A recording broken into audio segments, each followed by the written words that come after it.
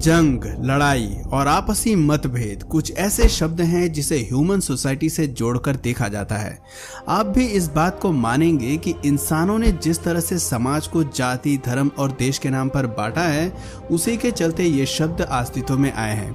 आप इतिहास उठाकर देखेंगे तो पाएंगे कि दो इंसानी गुटों में जंग हमेशा से होती आई है।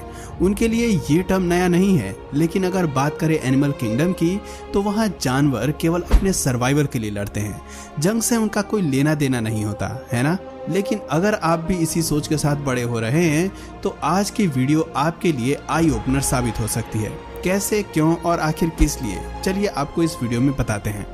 ये कहानी है साल 1974 से 1978 की, जहां एक तरफ पूरा विश्व धीरे धीरे जंग, अशांति और आतंक को पीछे छोड़ सद्भावना और विकास की तरफ बढ़ रहा था, वहीं इंसानों से दूर तंजानिया के नेशनल पार्क में चिंपैंजी के दो गुट एक मौत के खेल की तैयारी कर रहे थे।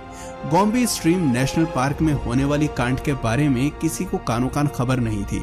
कोई नहीं सोच सकता था कि जानवर भी जंग को अपना सकते हैं, लेकिन ऐसा होने वाला था क्योंकि उनकी दुनिया में ऐसा करने की बहुत सारी वजहें थी। खैर, आगे बढ़ने से पहले आपको बता दें कि चिंपैंजी कम्युनिटी में होने वाली जंग हमारी दुनिया में होने वाली जंग से अलग थी।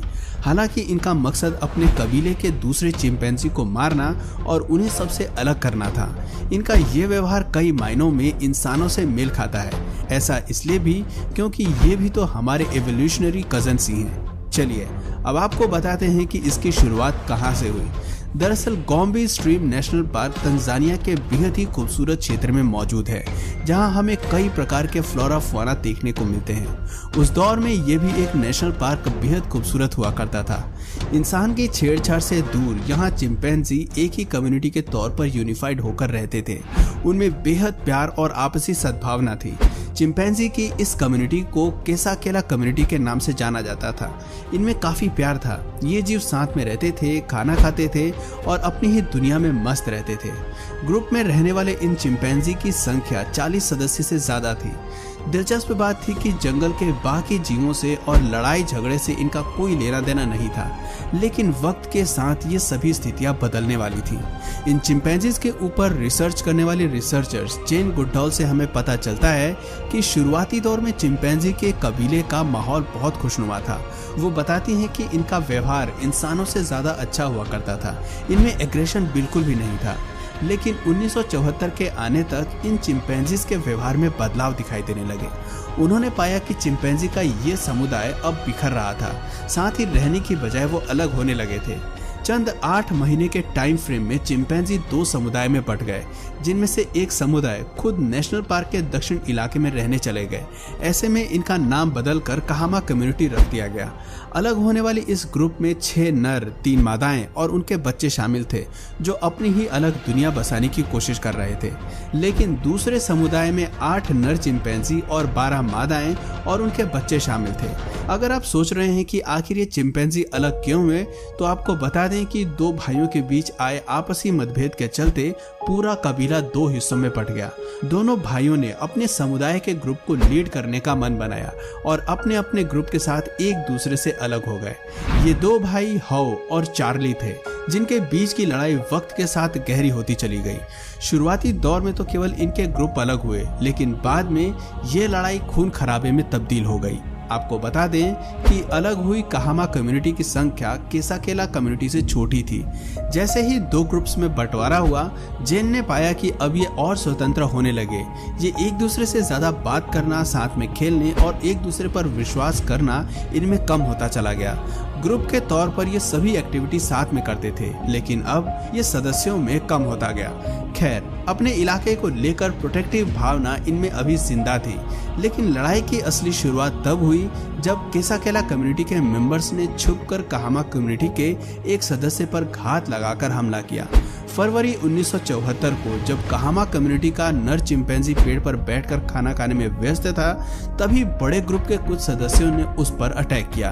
अब तक चिंपैंजी का इस तरह का व्यवहार किसी रिसर्चर्स ने नहीं देखा था। सभी मानते आए हैं कि इन जीवों में जरा भी गुस्सा नहीं होता, लेकिन हैरानी की बात थी कि कासाकेला कम्युनिटी ने दूसरे सदस्य के चिंपैंजी पर केवल हमला ही नहीं किया, बल्कि उसकी जान भी ले ली। उस पर अटैक करते हुए ये जीव इतने एग्रेसिव हो गए कि उसकी जान लेने से पहले इन्होंने एक बार भी नहीं सोचा।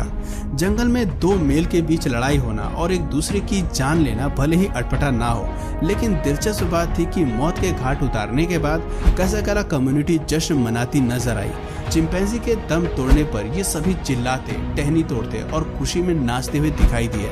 रिसर्चर्स को इस घटना ने काफी चौंकाया, क्योंकि जो कभी साथ ही साथ रहते थे, आज उसी को मारने पर इनमें कोई हमदर्दी नहीं थी। खैर, ये तो शुरुआत थी। इस घटना ने दोनों ग्रुप के बीच की लड़ाई को और गहरा कर दिया, लेकिन इससे एक बात और साफ हुई कि चिंपैंजी ग्रुप में लड़ाई करने की बजाय एक दूसरी तकनीक अपनाते थे। वो रणनीति बनाकर अलग हुए समुदाय के सदस्य पर अकेले में हमला करते थे।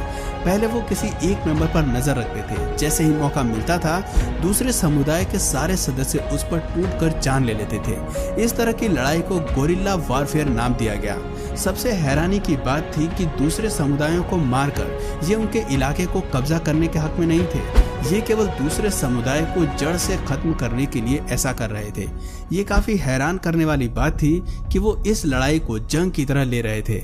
हमला करने से पहले वो साथ बैठकर सिस्टमैटिक किलिंग की योजना बनाते थे और उसी योजना को फॉलो करते थे। ऐसा करने में कासाकेला कम्युनिटी के चिंपैंजी को मजा आ रहा था। इसके विपरीत बात करें कहामा कम्युनिटी की, तो अलग होने के बाद भी इन सदस्यों में नफरत की भावना नहीं थी। वो अपने पुराने साथियों से काफी फ्रेंडली व्यवहार रखते थे। जब भी इन दोनों समुदायों का आमना सामना होता था, तो कहामा कम्युनिटी की तरफ से कोई नफरत, गुस्सैल स्वभाव या एग्रेशन देखने को नहीं मिलता था, जो कि काफी हैरान करने वाला था। यह व्यवहार हमें बताता है कि चिंपैंजी के दो गुटों में जमीन आसमान का फर्क था। इंसानों की तरह चिंपैंजी के व्यवहार में भी वेरिएशन थी, लेकिन कहामा कम्युनिटी के अच्छे व्यवहार के बाद भी उस कबीले के एक नर साथी को मौत के घाट उतारा गया।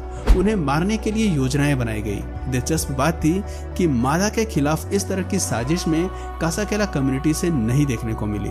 एक नर चिंपैंजी को मारने के बाद कासाकेला कम्युनिटी ने अपना अगला शिकारी कहामा समुदाय के मेल लीडर यानी कि चार्ली को बनाया। ग्रुप के सबसे बड़े सदस्य को मारने के बाद इन्होंने एक एक करके बाकी नर को भी मार दिया। इनमें से एक नर चिंपैंजी 1 से 2 साल तक जिंदा रहा, लेकिन आखिरकार एक दिन कासाकेला कम्युनिटी कहामा समुदाय पर भारी पड़ गई और इसके सारे नर चिंपैंजीज को खत्म कर दिया। दोनों ग्रुप के बीच की ये जंग लगभग 4 सालों तक चली। इस जंग में कासाकेला कम्युनिटी ने हर एक हमला अपने प्लान के मुताबिक किया और उसी प्लान के हिसाब से सारे नरों को खत्म कर दिया। हैरानी की बात थी कि इन्होंने मेल चिंपैंजीज बेबी तक को जिंदा नहीं छोड़ा। दुश्मनी की आड़ में कासाकेला कम्युनिटी के चिंपैंजीज जानते थे कि वो क्या कर रहे हैं, लेकिन उन्होंने इस जंग को किसी भी मौके पर खत्म नहीं किया। चिंपैंजी का ये व्यवहार हमें कई चीजों के बारे में बताता है। पहली बात तो कि हमें यह समझ में आता है कि अपने टेरिटोरियल व्यवहार के चलते चिंपैंजीज ने ऐसा किया। पहले वो एक साथ रहते थे, लेकिन कुछ सदस्यों का अलग होकर रहना एक समुदाय को बिल्कुल पसंद नहीं आया। खुद का दबदबा कायम रखने की आड़ में उन्होंने ऐसा किया। इसके अलावा रिसोर्सेज को बांटकर इस्तेमाल करने में भी चिंपैंजी के समुदाय को परेशानी होने लगी। इसके अलावा कहामा कम्युनिटी के बनने से कासाकेला कम्युनिटी कमजोर पड़ने लगी। उन्होंने इस सदस्य से छुटकारा पाने के लिए ही ये रास्ता चुना। एक बार जब दूसरे समुदाय के सारे मेल लीडर्स खत्म हो गए, तो उन्होंने पूरे जंगल पर अपना कब्जा करना शुरू कर दिया। देखा जाए तो चिंपैंजी के ये व्यवहार कई मायनों में इंसान से मेल खाता है। इंसान में भी जंग के मायने हमेशा आपसी मतभेद ही रहते हैं। जंग हमेशा छोटी चिंगारी से जन्म लेती है और वक्त के साथ गहरी खाई में बदल जाती है। दोस्तों, इससे एक बात ये समझ में आती है कि इंसान का गुस्सैल स्वभाव और टेरिटोरियल नेचर हमें विरासत में मिला है। ये इंसानों में बाद में विकसित नहीं हुआ, बल्कि हमारे पूर्वज भी इसी तरह से सोचते और रिएक्ट करते थे। पहले रिसर्चर्स मानते थे कि इंसान का ये व्यवहार होमिनिड्स में सबसे पहले विकसित हुआ था और इसीलिए आज के इंसान में भी ये टेंडेंसीज विकसित हुई। लेकिन जंगल में चिंपैंजी के बीच की ये जंग इस बात का उदाहरण थी कि हमारा ये स्वभाव पहले ही पूर्वजों में विकसित हो चुका था और इसीलिए चिंपैंजी और इंसान के स्वभाव कई चरणों में मेल खाते हैं। तो दोस्तों ये थी गॉम्बी चिंपैंजी वॉर, जो हमें बताती है कि इंसान ने जंग की खोज नहीं की है, बल्कि युद्ध हमारे खून में बहुत पहले से ही मौजूद रहा है। एनिमल किंगडम में हमारे एवोल्यूशनरी कजन्स भी अपना वर्चस्व बनाए रखने के लिए जंग का सहारा लेते थे। तो दोस्तों आपको ये सच्ची घटना कैसी लगी कमेंट करके जरूर बताइए, और अगर इस वीडियो से आपको कुछ नया जानने या सीखने को मिला या फिर इंटरेस्टिंग लगा तो प्लीज इस वीडियो को एक लाइक करके अपने फ्रेंड्स और फैमिली में से जरूर शेयर करें। और यदि आप इस चैनल पर नए हैं तो प्लीज इस चैनल को सब्सक्राइब करके बेल नोटिफिकेशन आइकन को ऑन कर लीजिए, ताकि हमारे आने वाले वीडियोज आप मिस ना करें। मिलते हैं फिर किसी वीडियो में नए टॉपिक के साथ, तब तक के लिए नमस्कार।